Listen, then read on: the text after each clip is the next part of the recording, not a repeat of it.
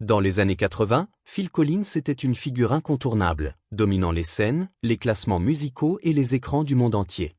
Avec plus de 200 millions de disques vendus, il se tenait aux côtés de géants comme Michael Jackson et Paul McCartney. Pourtant, aujourd'hui, à l'approche de ses 80 ans, l'icône pop mène une vie que peu auraient imaginée, teintée d'une tristesse que beaucoup jugent déchirante. De son divorce douloureux qui a inspiré In the Air Tonight à ses mémoires introspectives des décennies plus tard, Collins n'a jamais caché ses tourments. Derrière son succès planétaire se cachent des années de luttes émotionnelles, de mariages brisés, de critiques publiques et d'un déclin physique marqué. Autrefois roi des plateaux de Top of the Pop, il se produit désormais assis, incapable de tenir un micro.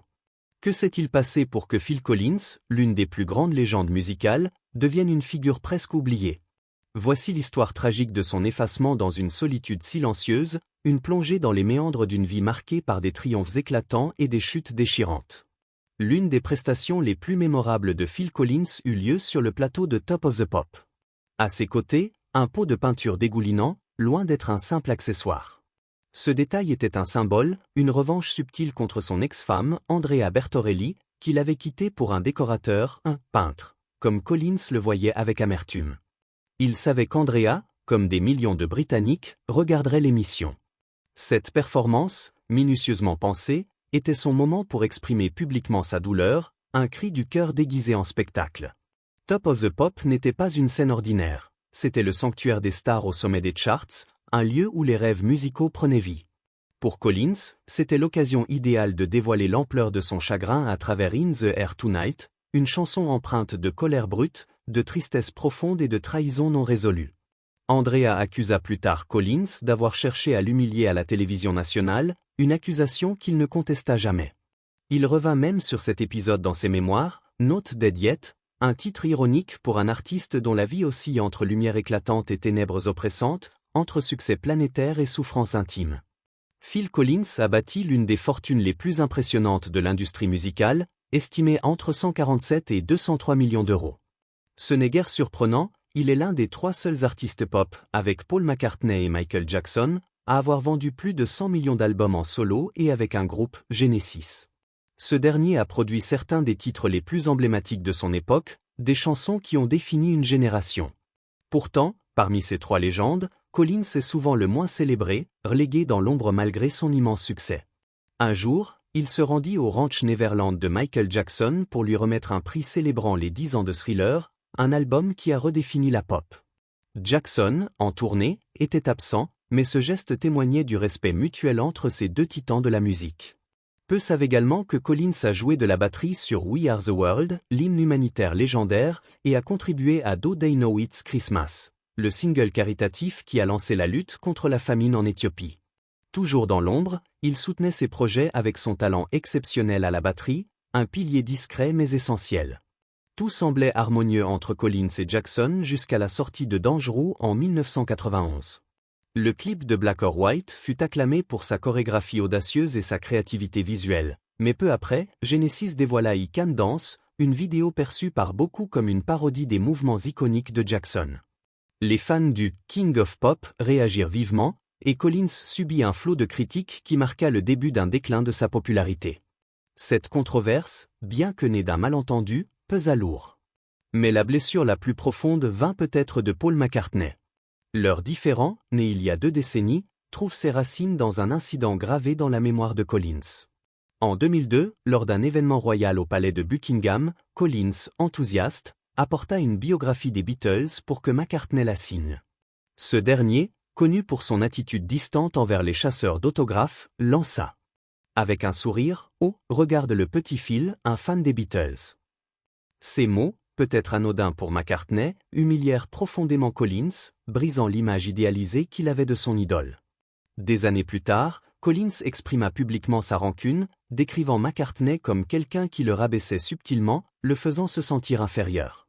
Malgré une tentative de McCartney pour apaiser les tensions par un appel téléphonique, Collins resta ferme, revendiquant son droit à exprimer sa vérité, une honnêteté qu'il a toujours portée dans sa musique et sa vie. L'honnêteté brute de Collins s'est toujours reflétée dans sa musique, et In the Air Tonight en est l'exemple le plus frappant.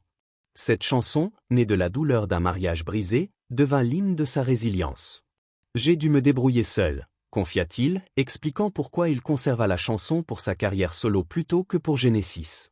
Son parcours avec le groupe avait commencé presque par hasard, lorsqu'il répondit à une annonce pour devenir batteur après le départ de Peter Gabriel. À l'époque, Collins restait en retrait, jouant des percussions pendant que Gabriel captivait la scène avec son charisme magnétique. Lorsque ce dernier quitta Genesis, peu croyaient en la survie du groupe. Collins, initialement un second choix, prit le micro après des auditions infructueuses. Contre toute attente, l'album A Trick of the Tail, 1976, marqua un tournant, grimpant à la 3e place des charts britanniques et entrant dans le top 40 américain. Ce succès redéfinit Genesis, passant du rock progressif théâtral à un son pop-rock plus accessible sous l'égide de Collins. Duke, 1980, cristallisa cette transition, mais coïncida avec l'effondrement de son mariage avec Andrea Bertorelli, un moment charnière dans sa vie personnelle et artistique. Andrea, rencontrée à l'école d'art, épousa Collins en 1975, juste au moment où Genesis prenait son envol. Mais la célébrité, les tournées incessantes et les infidélités de Collins mirent leur relation à rude épreuve. Excédée, Andrea partit avec leurs enfants, s'installant avec un décorateur. Dévasté, Collins canalisa sa douleur dans In the Air Tonight. Cette chanson brute, avec son break de batterie légendaire, n'était pas une simple composition, mais une catharsis, un cri de douleur et de rage. Rejetée par Genesis, elle devint le pilier de son premier album solo, Face Value, 1981, qui atteignit la 1re place dans 7 pays et marqua le début d'une carrière solo triomphale. Andrea, furieuse, perçut la performance télévisée de Collins, avec son pot de peinture, comme une attaque personnelle, un geste mesquin qui envenima leur relation déjà fragile. Ce moment, bien que controversé, propulsa Collins sur le devant de la scène mondiale, mais ouvrit aussi une période de tumulte personnel qui ne le quitterait plus. Après Andrea, Collins épousa Gilles Tavelman, avec qui il eut Lily Collins, aujourd'hui célèbre pour son rôle dans Emily in Paris. Leur mariage s'effondra lorsqu'il entama une relation avec Oriane Sevet en 1999, annonçant la rupture à Gilles par fax, une décision qui marqua profondément leur fille. Lily, alors enfant, souffrit de cette séparation. Dans une lettre ouverte publiée des années plus tard, elle pardonna à son père ses absences, révélant l'impact de son enfance marquée par la célébrité et les conflits familiaux. Collins reconnut ses erreurs, admettant que ses absences avaient contribué aux luttes de Lily contre la dépression et les troubles alimentaires. Malgré les critiques, souvent injustes, selon lesquelles son succès reposait sur le nom de son père, Lily s'est imposée comme une actrice talentueuse, soutenue par sa mère. Aujourd'hui, leur relation s'est apaisée, et Lily partage des messages sur les réseaux sociaux prônant le pardon et la guérison, héritant non seulement du talent de son père, mais aussi de l'esprit vif de sa mère. La relation de Collins avec Oriane Sevet, qui dura 26 ans, donna naissance à 2 fils, dont Matthew, aujourd'hui footballeur. Mais ce mariage fut marqué par un scandale retentissant. En 2020, Collins découvrit qu'Oriane s'était secrètement mariée à Las Vegas avec un homme plus jeune, Tom Abbott. S'ensuivit une bataille juridique explosive. Oriane vendit aux enchères des objets précieux de Collins, comme des disques d'or et des trophées, avec des mises de départ dérisoires. Elle refusa également de quitter son manoir de Miami, déclenchant une série de conflits judiciaires. Leur divorce, finalisé en 2006, coûta à Collins 46 millions de livres sterling, l'un des plus coûteux de l'histoire du Royaume-Uni. Une tentative de réconciliation échoua lorsqu'Oriane relança des poursuites, l'accusant publiquement de négligence personnelle, d'alcoolisme et d'autres allégations humiliantes. Ces accusations, bien que controversées, ternirent davantage l'image d'une légende déjà fragilisée. La santé de Collins s'est détériorée au fil des ans, marquée par une infection virale qui faillit lui coûter la vie et une blessure à la colonne cervicale qui altéra gravement sa mobilité. Après plusieurs opérations, il ne pouvait plus jouer de la batterie, son instrument de toujours, celui qui avait défini sa carrière. En mars 2022, lors de la tournée d'adieu de Genesis, The Last Domino, Collins chanta assis, son fils Nick prenant sa place à la batterie dans un moment émouvant de passage de relais. Ce concert marqua la fin de sa carrière scénique.